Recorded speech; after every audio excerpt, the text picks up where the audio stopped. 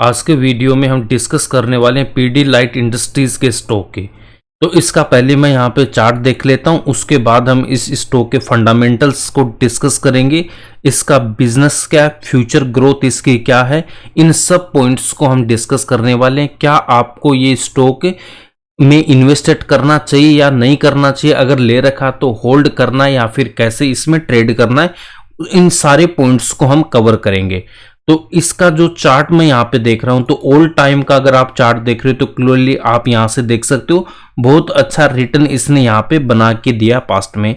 अब आगे का इसका फ्यूचर का, तो इसमें आप यहाँ पे देखोगे इस स्टॉक ने लाइफ टाइम हाई यहाँ पे बनाया था, ऑलमोस्ट कितना था 3400, ठीक है। तो ऑल टाइम हाई इस स्टॉक ने यहाँ पे लगाया था।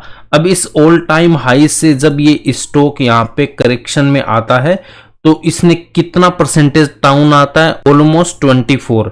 और आज की मैं बात करता हूं तो अभी भी ये स्टॉक ऑल टाइम हाई से 17% डाउन है, करेक्ट। अब अगर ये स्टॉक मेरा वापस अगर ऑल टाइम हाई तक के जा रहा है तो कितना परसेंटेज का गेन मिलेगा हमें, 20% का गेन मिलेगा। तो 20% का गेन अगर 1 ईयर में भी आता तो हमारे लिए बहुत अच्छी अपॉर्चुनिटी होती है।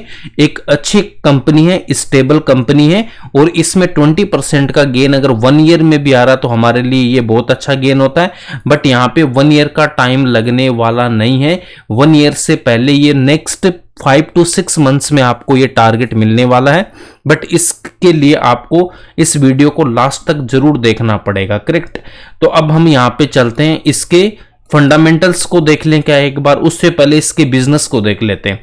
तो बिजनेस को देखने के लिए आपको पता है पीडीलाइट एडेसिव एंड ये केमिकल इंडस्ट्री में मार्केट लीडर ये कंपनी है, करेक्ट।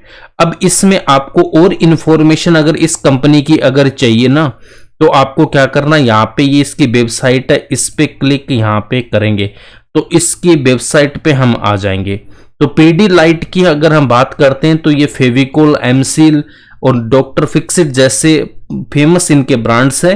तो अगर मैं इधर आता हूं और यहाँ पे मैं देखता हूं इनके ये जो ब्रांड्स है, आप यहाँ पे क्लियरली देख लोगे, और व्यू ऑल ब्रांड्स पे मैं जाऊंगा तो इसके जो भी ब्रांड्स है आपके सामने यहाँ पे आ जाएंगे।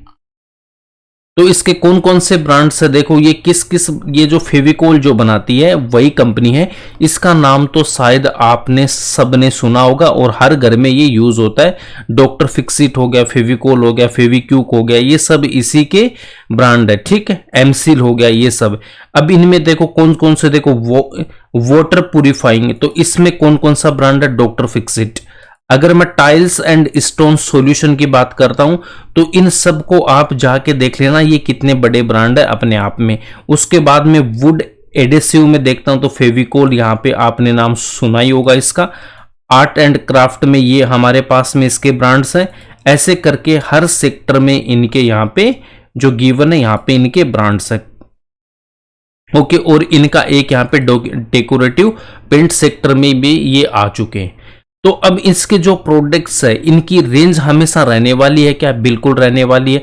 अगर मैं इसकी बात करता हूं, फेविकोल की बात करता हूं, अगर मैं यहाँ पे फेविकोल की बात करता हूं तो लकड़ी का जब भी हमारे घर में काम होता है तो इस फेविकोल का बहुत ज़्यादा यूज होता है। हर किसी ने इसका यूज अपनी लाइफ में डेफिनेटली किया होगा। उसके बाद एमसील हो गया, डॉक्टर फिक्सिट हो गया, फेविक्यूक हो गया, ये सब इसके ब्रांड्स हैं। मतलब इसके ब्रांड्स एकदम शानदार है। फ्यूचर में ग्रोथ इनकी रहने वाली है, बिल्कुल यहाँ रहने वाली है। प्रोडक्ट में दम है और ये एक मोनोपोली टाइप की कंपनी है और इसके पास एक स्ट्रॉन्ग ब्रांड वैल्यू है, ठीक है। तो ब्रांड वैल्यू है तो इनके पास एक प्राइसिंग फैक्टर भी होता है। ये अपने प्राइस को अगर इंक्रीज भी कर देंगे ना तब भी इनकी सेल्स पे कोई इंपैक्ट नहीं पड़ने वाला और डायरेक्ट इनका प्रॉफिट बहुत ज्यादा इंक्रीज हो जाएगा। 1959 में ये कंपनी स्टार्ट होती है और एडिसिव एंड केमिकल प्रोडक्ट में आज भी ये दुनिया भर में लीडर बनी हुई है। और ये इनके जो ब्रांड्स है वो मैंने बता दिया। बाकी आप इस वेबसाइट पे आके और डिटेल में इनका आप देख सकते हो। इंडस्ट्रियल बिजनेस की बात करता हूं तो यहाँ पे भी इनके जो प्रोडक्ट्स है वो आपको यहाँ पे दिखाई दे देंगे। मतलब 500 प्लस इनके प्रोडक्ट्स है, 70 प्लस कंट्रीज में है ये, 20 50+ इंडस्ट्रीज को ये अपनी सर्विसेज देते हैं। ये सब इसकी डिटेल्स है। 7000+ डिस्ट्रीब्यूटिव नेटवर्क है, तो स्ट्रॉन्ग डिस्ट्रीब्यूटिव इनका नेटवर्क है। सही है, तो इसका मतलब क्या है, ये जो कंपनी इंडिया में और ये इंटरनेशनल मार्केट में भी एंट्री कर चुकी है, वहां पे और एक्सपेंड करेगी, तो इनकी सेल्स इंक्रीज होगी, रेवेन्यू इंक्रीज होगी। और यहाँ पे आप क्लियरली देख सकते हो प्रोडक्ट इनके बहुत शानदार है, तो फ्यूचर इसका बहुत अच्छा है और आगे भी ये हमें रिटर्न बना के देगा। अगर और डिटेल में जाना तो यहाँ पे आप नीचे आओगे ना, या फिर डायरेक्ट ऊपर यहाँ पे डॉक्यूमेंट्स में देखना, और ये जो पीपीटी है इस पे क्लिक करके देख लेना। यहाँ पे इसकी आपको और डिटेल मिल जाएगी कंपनी के बारे में, तो यहाँ से भी आप रीड कर सकते हो और ज्यादा इनकी जो इंफॉर्मेशन है। कोर ग्रोथ एंड पॉइंटर, तो यहाँ पे इनकी जो ग्रोथ है जीडीपी से 1 to 2x रहेगी, 2 to 4x इन्होंने उम्मीद किया कि ऐसा होगा, और ये इनकी 100 करोड़ से ज्यादा रेवेन्यू होगा 3 साल में। तो ये सब इसके पॉइंट्स है। बाकी ये सारे ब्रांड्स यहाँ पे आप क्लियरली इनका देख सकते हो। ये सब फेविकोल की जो यहाँ पे ये जो पैकेट्स आती है वो हर घर में यहाँ पे यूज होती है। ये फेविक्विक शायद हर किसी ने यूज अपने लाइफ में किया होगा।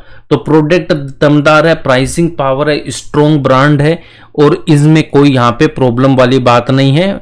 70+ कंट्रीज में, इसका मतलब कंपनी का बिजनेस शानदार है। और 1959 से है, तो मैनेजमेंट भी इसका बहुत ज्यादा स्ट्रॉन्ग है। आरओसी आप देख सकते हो, आरओई देख सकते हो, जबरदस्त है इस कंपनी की। और ये डिविडेंड भी देती है। डिविडेंड अगर देखना तो एनएससी की वेबसाइट पे आएंगे, और उसके बाद ये जो कॉर्पोरेट एक्शंस है इस पे जब मैं क्लिक करूंगा तो इसके डिविडेंड की पूरी हिस्ट्री मुझे ये बता देगा। 20 रुपीज का डिविडेंड दिया था, फिर 16 का दे रखा है, यहाँ पे 11, 10, ये सारी हिस्ट्री यहाँ पे आ जाएगी। या फिर आप व्यू ऑल पे जाओगे तो पूरी इसकी हिस्ट्री दिखा देगा डिविडेंड की, कब कितना क्या क्या इसने डिविडेंड यहाँ पे दिया है। अब हम चलते हैं वापस इसके फंडामेंटल्स को चेक करने में। तो अब आप यहाँ पे आ जाओ। प्रॉफिट एंड अगर लॉस की मैं बात करता हूं तो इनकी जो सेल्स है आप देख सकते हो कंसिस्टेंटली इंक्रीज की इन्होंने सेल्स। कहीं पे भी यहाँ पे कोविड के वजह से थोड़ा सा इंपैक्ट यहाँ पे आया था, देन अगेन इन्होंने अच्छी खासी सेल्स इंक्रीज कर दी। तो मार्च 2025 की बात कर रहा हूं तो यहाँ पे जो सेल्स है वो हाईएस्ट एवर है। ऑपरेटिंग प्रॉफिट आप देख सकते हो, ऑपरेटिंग प्रॉफिट भी मेरा यहाँ पे हाईएस्ट एवर है। सेल्स हाईएस्ट एवर है, ऑपरेटिंग प्रॉफिट हाईएस्ट एवर है, और प्रॉफिट बिफोर टैक्स भी हाईएस्ट एवर है, और नेट प्रॉफिट भी हाईएस्ट एवर है। क्या स्टॉक हमारा हाईएस्ट एवर है क्या? नहीं है। तो इसका मतलब ये यहां तक जाने का पूरा पूरा पोटेंशियल है इस स्टॉक के पास। अब आगे बढ़ते हैं और इसके कुछ और फंडामेंटल्स चेक करते हैं। अगर मैं इसके पास कितने पैसे हैं तो रिजर्व में आप देखोगे 9600 करोड़ है, और डेट है 272। तो मतलब इसके अगेंस्ट में डेट ना के बराबर है, तो ऑलमोस्ट डेट फ्री कंपनी है। ये भी बहुत हमारे लिए प्लस पॉइंट है। एंड फिक्स्ड एसेट्स भी यहाँ पे हाईएस्ट एवर है, एंड 106 करोड़ यहाँ पे अभी CWIP में है। तो ये जब सारे होंगे तो यहाँ पे इनकी कैपेसिटी इंक्रीज होगी, तो रेवेन्यू इंक्रीज होगा, तो यहाँ पे इनका प्रॉफिट तो इंक्रीज और होना ही है, इसमें कोई डाउट नहीं है। शेयर होल्डिंग पैटर्न अगर मैं देख रहा हूं तो प्रमोटर के पास कितना ऑलमोस्ट 70% है, FIs है 12% और DI 9%, और पब्लिक के पास अगर मैं 10% भी यहां पे ले लेता हूं, इसमें और कुछ है क्या? नहीं, कोई नहीं है। तो यहाँ पे आप देख सकते हो कि पब्लिक के पास यहाँ पे कितना 10% है। 1% से ज्यादा होता है तो वहां पे यहाँ पे शोक करना होता है। तो इसमें ऐसे भी बहुत सारे इन्वेस्टर्स हैं जिनका 1% से कम स्टेक है। किसी के पास मान लो 0.5 है, 0.7 है, 0.8 है। तो ऑलमोस्ट अगर मैं ये मान लेता हूं कि पब्लिक के पास 10% है, तो फिर भी मेरे पास 90% इसके जो स्टॉक्स है वो किसके पास है? स्ट्रॉन्ग हैंड्स के पास है। तो स्ट्रॉन्ग शेयर होल्डिंग पैटर्न है इसका। Company almost debt free company है, प्रॉफिट हाईएस्ट एवर है, सेल्स मेरी हाईएस्ट एवर है, फ्यूचर ग्रोथ इसकी शानदार है। अब देखो फेविकोल का यूज कहां कहां पे होगा। अगर मैं फेविकोल की बात कर रहा हूं तो जितने भी अब नई सिटीज बनेगी, जितने भी नए लोग घर बना रहे हैं, तो वहां पे जब भी ये कारपेंटर का काम होगा वहां पे फेविकोल दबा के यूज होता है।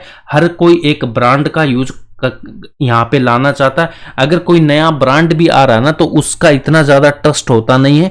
तो जिंदगी में जब भी हम हाउस बनाते हैं ना तो हम चाहते हैं कि बेस्ट से बेस्ट चीज़ वहाँ पे यूज हो।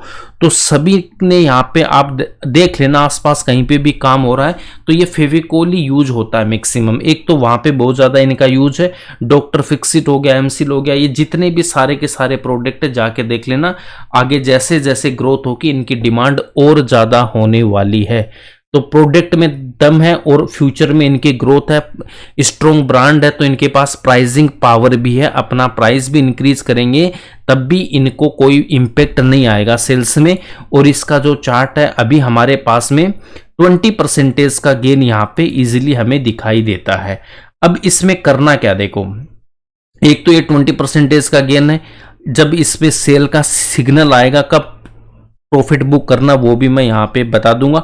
अगर कोई 20% नहीं लेना चाहता तो आप केवल यहाँ तक आ जाओ, जो यहाँ से ये इसने डाउन स्टार्ट हुआ है तो यहाँ तक भी 10% का गेन है और ये इसके ऊपर भी जाएगा। ऐसा नहीं कि यहाँ पे ये 20% पे रुकने वाला, ये ऊपर जाएगा।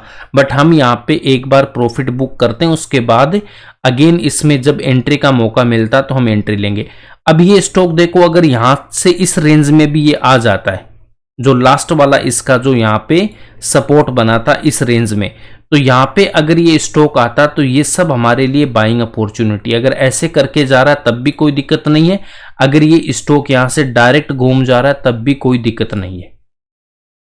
ठीक है, तो ये सारा का सारा हमारे पास यहाँ पे बाइंग जोन है। तो अब आपको करना क्या, आप चाहे तो यहाँ पे पोजीशन बना सकते हो या फिर थोड़ा और अगर वेट करोगे तो यहाँ पे इस पे पोजीशन बना लेना। ये जो प्राइस है आपके पास 2760, यहाँ पे इसमें पोजीशन बना सकते हो इसके आसपास। बट यहाँ पे भी बनाओगे तो भी 20% का गेन है। अगर किसी ने ऊपर यहाँ पे ले रखा है या फिर कहीं और वो ले रखा है, उसका प्राइस अभी आया नहीं है, तो उनको क्या करना है, उनको ये करना है कि अगर आपने जहां से स्टॉक लिया है अगर उसके बाद ये स्टॉक 10% मिनिमम 10% अगर डाउन है, मिनिमम 10% अगर ये स्टॉक डाउन है तब आप इसमें अपना सेकंड इंस्टॉलमेंट यहां पे लगा सकते हो। कहने का मतलब अगर आपने 3% पहले पैसा लगाया तो 3 और लगा सकते हो। अब उसके लिए 2 चॉइस है, अगर एक अकाउंट है तो आप सेम अकाउंट में ट्रेड कर सकते हो। बट मेरा कहने का मतलब ये कि अगर आपके पास 2-4 अकाउंट तो होने चाहिए। अगर एक में आपने कहीं यहाँ पे ले रखा, अगर वहां से 10% डाउन है तो किसी और अकाउंट में आप यहां नई पोजीशन बनाना, फ्रेश पोजीशन बनाना। ठीक है, अगर ऐसे आप देख सकते हो 10 के बाद मान लो 15 है, किसी का 20 भी अगर डाउन है ना, तो 20 तो नहीं होगा, 16% ये डाउन है ऊपर से अभी, या फिर कहीं और आपने, हाँ इससे ज्यादा तो कोई डाउन होगा ही नहीं अभी। तो ऐसे करके हमें इसमें ट्रेड करना है। अब इसमें देखो 2 टाइप से ट्रेड हो सकती है। अगर कोई फ्रेश एंट्री ले रहा है, अगर उसको लॉन्ग टर्म में इस स्टॉक को रखना है तो इसने अच्छे खासे रिटर्न बना के दिए, फ्यूचर भी इसका अच्छा होगा, तो लॉन्ग टर्म वाले में आप क्या कर सकते हो, पोजीशन बना के उसको छोड़ दो नेक्स्ट 5 to 10 ईयर्स के लिए। और जो ट्रेड वाला है उसमें आप अलग अकाउंट में आपको ट्रेड लेना है। तो जितने भी पॉसिबल ऑप्शंस थे शायद मैंने सारे डिस्कस यहाँ पे किए हैं। फिर भी किसी का कोई डाउट है तो आप कमेंट सेक्शन में कर सकते हो। कंपनी अच्छी है, कोई दिक्कत नहीं है, हमारे बाई करने के बाद भी स्टॉक नीचे जा सकता है, इसमें कोई डाउट नहीं है। वो 10%, 20%, 30% तक भी डाउन जा सकता है, बट कोई दिक्कत नहीं है। बट वो गिर क्यों रहा है ये हमें रीजन पता होना चाहिए। अगर ओवरऑल मार्केट में सेल ऑफ आ रहा है तो हर एक स्टॉक डाउन जाएगा, इसमें कोई दिक्कत नहीं है। कुछ इंटरनल दिक्कत नहीं होनी चाहिए कि कंपनी के रिजल्ट्स खराब आ रहे हैं या फिर वो परफॉर्मेंस अच्छी नहीं दे पा रही है, मैनेजमेंट में कुछ इश्यू आ रहा है, तो उन सब की अगर वजह से गिर रहा तब दिक्कत है। बाकी अगर एक्सटर्नल की वजह से कुछ आ रहा है ना तो हमें दिक्कत नहीं होनी चाहिए, है ना। अभी जो ट्रंप ने अभी लगाया 25% का टैरिफ, उसकी वजह से भी अगर मार्केट में सेल ऑफ आ रहा है, ये टेम्परेरी है, सब कुछ यहाँ पे रिकवर हो जाएगा। और उसका उतना ज़्यादा इंडिया पे फर्क पड़ने वाला भी नहीं है, वो सब कहने की बात है, ठीक है। तो बहुत सारे ऐसे स्टॉक है जहाँ पे उनका कोई इम्पैक्ट है ही नहीं, बट सेल ऑफ आ रहा है तो उसकी वजह से पूरे मार्केट में आ रहा है, तो हर एक स्टॉक यहाँ पे डाउन है। और ऐसा कुछ भी नहीं है, शानदार कंपनी है, अच्छी कंपनी है, डिविडेंड भी देती है और लॉन्ग टर्म में बहुत अच्छा पैसा बना के भी देगी, पीछे भी बना के दिया, आगे भी इसमें बहुत पैसा बनेगा और स्विंग ट्रेड में भी बनेगा। तो जिस हिसाब से जैसे आपको ट्रेड करना है, सारे ऑप्शन हमने डिस्कस किए हैं, बट फिर भी आपको कोई भी ट्रेड लेने से पहले अपनी स्टडी करने के बाद ही पोजीशन आपको बनाना है, ठीक है। तो ये मेरा इस पे डिटेल वीडियो था। अगर आपको अच्छा लगा तो लाइक करना, शेयर करना और ज़्यादा से ज़्यादा अपने दोस्तों के साथ शेयर करके इस चैनल को भी सब्सक्राइब करना है। और ये जो कंपनी है ना, R&D में बहुत ज़्यादा अपना पैसा लगाती है और नए नए प्रोडक्ट ये लॉन्च करती रहती है और बहुत सारी ऐसी छोटी छोटी कंपनियां होती है जिनको ये एक्वायर भी करती रहती है।